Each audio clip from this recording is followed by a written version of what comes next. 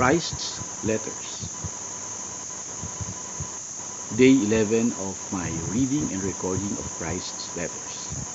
Letter 2. In this letter, Christ continues the story of his life on earth, his return to his mother in Nazareth, and his reception, his first public healing and the tremendous response, choosing disciples, his true teachings. I am the Christ, number 1. Whilst I operate from the highest realms of divine creative consciousness, my influence encircles your world. Speaking metaphorically, I am as distant in consciousness from your world as your sun is distant from earth. Yet if you call on me sincerely, I am as close to you as is necessary to help you. There will be many who will be unable to receive these letters. Such people are not yet ready for them. There will be those who will try to stifle their existence, since the teachings will be threatening their livelihood or religion. They will not succeed. These letters will be strengthened by opposition. There will be those who will receive these letters with joy, since in their souls they have known that beyond the religions of the world has been truth, the reality of existence.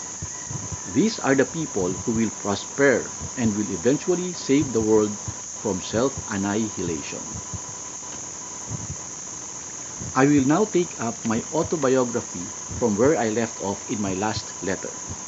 My purpose in giving you some of the biographical details of my entrance into public life as teacher and healer is to bring alive for you my youthful attitudes and behavior, the circumstances of my attaining my own state of spiritualized humanhood. It is important you should be able to visualize Palestine as it was when I was on earth and clearly see the inner conflicts which my teachings aroused in the people indoctrinated in the Jewish beliefs and traditional rites. These conflicts lie at the heart of the Gospelers' inability to record accurately all that I tried to teach them. In the Gospels are frequent references to my parables describing the reality of the kingdom of heaven or kingdom of God, whichever term the Gospelers used, but nowhere has any attempt been made to reach into the words themselves, explore the figures of speech, or lift out the spiritual meaning of the kingdom of God or the kingdom of heaven. As I speak of my true sermons given to the people, you will, in the light of my experiences in the desert and of your own knowledge of scientific facts, be able to understand, at last, a little of what I was attempting to teach at that time. Since I was largely unsuccessful, it is imperative another attempt should be made to do so at the beginning of this age, this millennium, since it is on my privileged, highest spiritual knowledge and insight that the next age will be founded and developed. It was and is essential for a teacher such as I and others have been, super sensitive and wholly committed mentally and emotionally to a search for the truth of existence, to come to earth to coin words to describe to people on earth, imprisoned in words, what lies in the creative universal dimension in an unformed state. Were it not for such inspired teachers, people on earth would have remained in ignorance of all that lies beyond the earth, ready for contact, to be personally experienced and absorbed to promote future spiritual evolution. Not only this, the Bible is said to be the most widely read book in the world. In its present form, it has served its purposes. The New Testament, as it stands, with all its baggage of misinterpretation, is a deterrent to spiritual evolution. It is now time to move forward into a new realm of mystical perception and understanding, Since it is impossible for me to descend into human body again to speak to the world, and I have other dimensions to whom I minister, I have trained a sensitive soul to receive and transcribe. It is the nearest I can do to talking to you personally. I hope you will be able to receive and accept this. Whatever is erroneous is erased. You may be sure of this. The incidents and healings related in the following pages are not important. They happened, but they are given only to enable you to understand their true spiritual significance. I want you, as you read, to relate the conditions of more than 2,000 years ago to your present life and times. I want you to regard the persona of Jesus as an icon of what can eventually be achieved by every human being who is ready and willing to become a founder member of the kingdom of heaven on earth. Although people of your present world are what you call sophisticated, big-headed in their modern knowledge and learning, versed in contemporary manners, and in new ways of relating one to another, basically, the people all those years ago were the same as yourselves. They were controlled and motivated entirely by their twin impulses of bonding, rejection, desires, repulsions, even as you are. They loved, hated, criticized, condemned, slandered and gossiped, possessed ambitions to rise to the top of society, despised those who were failures in life, secretly slept around, as you call it, and taunted those who were different in any way to themselves. To help you fully understand and enter into my time on earth, my consciousness has descended to your plane of earthly existence to experience yet again the persona of Jesus and the emotions and events in which I was involved. Number 2. When I left the desert. When I left the desert and put foot to the road leading to my village of Nazareth, I was still elated, exuberantly joyous in the knowledge so gloriously revealed to me in the desert. I focused my thoughts entirely on all that I had learned, and if my thoughts strayed to my former negative forms of thoughts, I swiftly turned to the Father for inspiration and determination in overcoming them. In this way, I returned constantly to the light of awareness and understanding.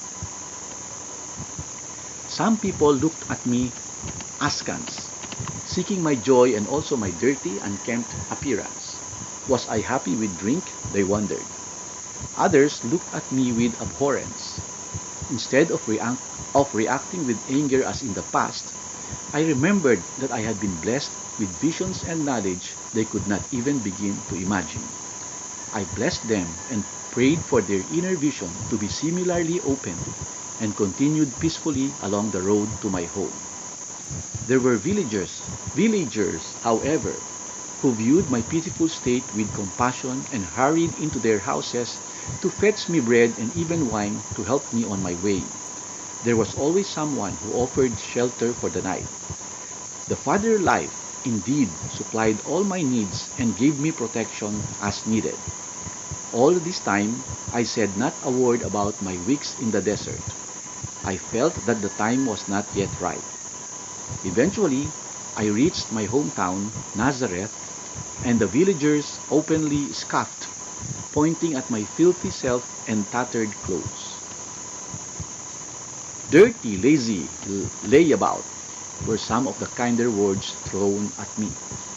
I came to my mother's door with a feeling of dread, since I knew she would be more shocked than her neighbors when she saw me stand in front of her. Thin, bones showing through skin, eyes sunken and cheeks hollowed out, face burnt black and lips blistered with the sun, and beard grown long and straggling. My clothes, she would be outraged when she saw my clothes, their original color wholly obscured by desert dust and the cloth torn and ragged. I mounted the steps and bravely faced myself to endure the heat of my mother's fury. When I knocked, my sister came to the door. She looked at me, open-mouthed, wide-eyed and frightened, then slammed the door in my face. I could hear her running to the back of the house, screaming, "Mother, come quickly! There's a dirty old man at the door." I could hear my mother muttering crossly to herself, hurrying to the door. Flinging it open, she stood rooted in shock. I smiled, but for a moment, she looked me up and down with increasing horror as she realized this dreadful creature was indeed her wayward son, Jesus. I held out my hand to her, saying, "I know I caused you much pain, but can you help me?" Immediately, her expression changed, and drawing me inside, she secured the door. "Quick," she said to my frightened sister. "Stop that noise and put water on to boil. Your brother is starved. It doesn't matter what trouble he has got into. He belongs to us. He must be looked after." Gently, she helped me take off my clothes and bent me over a large container of water and scrubbed me clean. She washed and trimmed my hair and beard and lightly covered the sores on my body and lips with a healing salve. Neither of us broke the silence. I savored the love she showed me and tried to show my gratitude by a more gentle and sensitive approach. Having helped me put on a clean robe, she sat me down to a frugal meal of bread, milk, and honey.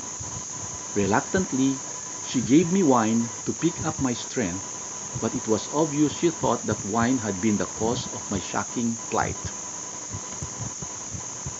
Then she led me to a bed and placed a cover over me.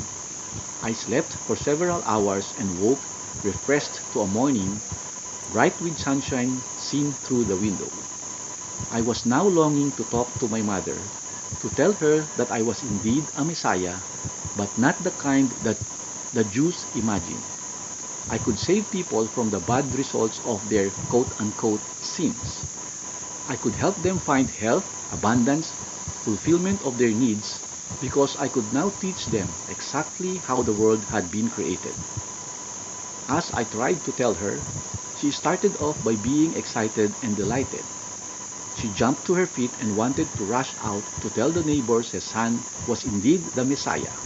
They should hear how nicely he now talked, and he had been fasting in the desert.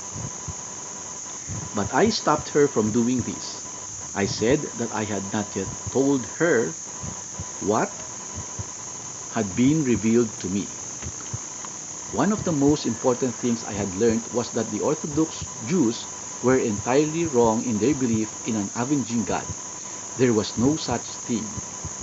This frightened and upset her, and she exclaimed, "How then will Jehovah govern the world and make us good and listen to his prophets if he does not punish us?